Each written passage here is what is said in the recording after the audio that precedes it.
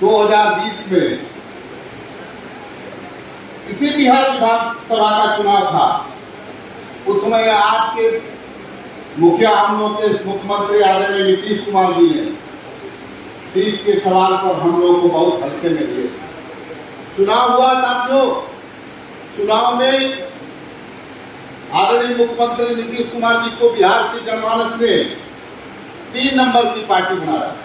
हमारे नेता आदरणीय चिराग पासवान जी उस समय एनडीए से बात होती थी, लेकिन हमारे नेता का यही था कि सम्मानजनक पूर्वक समझौता हो। उस विशेष परिस्थिति में वो दृश्य आंखों से भूला नहीं है।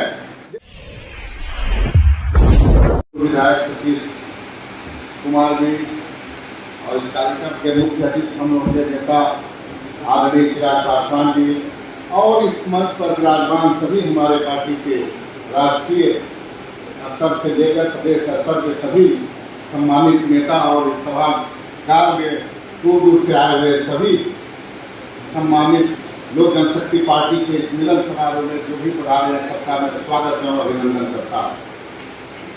आज 2020 में इसी बिहार विधानसभा का चुनाव था।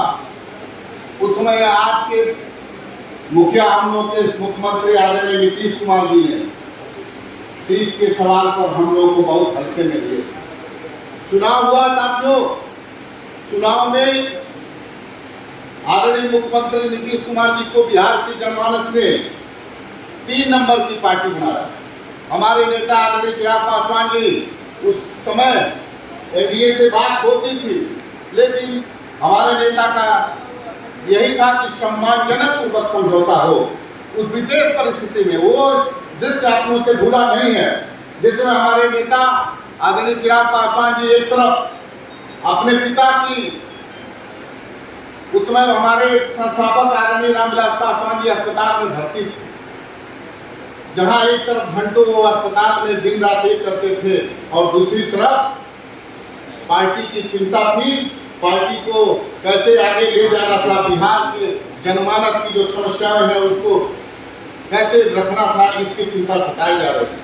उस परिस्थिति में जिस तरह से हमारे संस्थापक स्वर्गीय रामविलास पासवान जी का यहाँ के मुख्यमंत्री के द्वारा नीचा दिखाने जाने का काम किया था, जो हम लोग को बर्दाश्त नहीं हुआ, हमारे नेता को बर्दाश्त नहीं हुआ और आए हम लोग निर्णय लिए। हमारे नेता ने निर्णय लिया उसमें कि हम लोग सम्मानजनक समझौता नहीं, हम लोग चुनाव अकेले मैदान में लड़ेंगे और हम लोग पूरे बिहार में बहुत चिन्हित सीटों पर हम लोग 137 से 38 सीट पे चुनाव लड़े थे। 25 लाख वोट हम लोगों को यहाँ के बिहार के जनमानस ने दिया था। उस समय हमारे नेता ने निर्णय दिया था कि सारी सीटों पर विशेषकर एक पार्टी के खिलाफ हम लोग निर्णय नहीं लिए थे हमारे नेता चुनाव लड़ने के लिए। एनडीए और महागठबंधन में मात्र 14,000 वोट का अंतर था और 25 लाख लगभग वोट हमारे नेता के नेतृत्व में बिहार के जनमानस ने हमारे चुनाव में लड़ाए हुए कैंडिडेट को दिया। लेकिन आज क्या है, बिहार के जनमानस ने नीतीश कुमार जी को सत्ता से बेदखल कर दिया, अपना मैसेज दे दिया उनको, उनके नेतृत्व में बिहार को सौंपने के बिहार का जनमानस तैयार नहीं था। लेकिन आज अपने कुर्सी के प्रेम के लिए अन्य समझौताओं से समझौता करके 2020 में फिर 43 या 44 सीट लेकर के आए और बिहार के सिंहासन पर विराजमान हुए।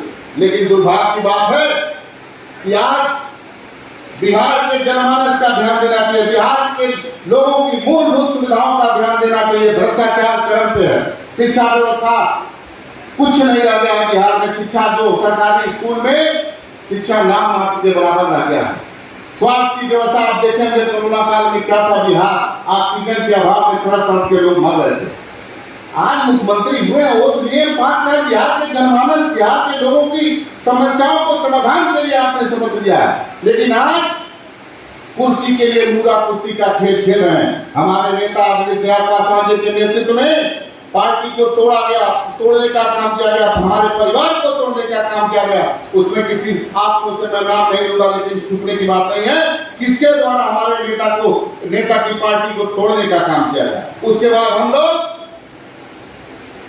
पिछले 5 तारीख को, आने वाला 5 तारीख को हम लोग फिर इसी हाजीपुर में जो हमारे संस्थापक की कर्मभूमि थी, वहां से हम लोग अपने नेता चिराग पासवान जी के नेतृत्व में जनसैलाब आशीर्वाद यात्रा का कार्यक्रम का शुरुआत किए थे। सभी मंचासीन साथी हैं, आप सब लोग देखे होंगे, बिहार के लगभग सारे जिले में गए हैं और ऐतिहासिक जनसैलाब यात्रा करने का काम किया। सब जातिवादी मजहब से दूर हट करके सारे युवा आज हमारे नेता आदरणीय चिराग पासवान जी ने उनका भविष्य देख रहे हैं, बिहार का भविष्य देख रहे हैं। तो साथियों, मैं आपसे आग्रह करूंगा, आज बात है युवाओं की बेरोजगारी की। कोई ऐसा घर नहीं है जिसके घर में एक दो लड़का है नौजवान, तो उसमें लगभग सारे के सारे बेरोजगार हैं। बहुत सारे कम घर में रोजगार के बारे में है। क्या समस्या बताइए बिहार में? आज हमारे यहाँ के लोग जाते हैं, यही युवा दूसरे प्रदेश में जाता है तो उस प्रदेश की तकदीर बनाने का काम करता है, लेकिन वो बिहार का युवा आज अपने प्रदेश में उसको कुछ भविष्य देखने वाला नहीं है। मुख्यमंत्री नीतीश कुमार जी आज तक युवाओं के साथ मजाक कर रहे थे। तो हमारे नेता की सोच है, अभी हमारे नेता आपको बताएंगे कि बिहार में भी ऐसी बहुत सारी योजनाएं हैं जिसको करके हम अपने नौजवानों को यहाँ पे रोजगार दे सकते हैं।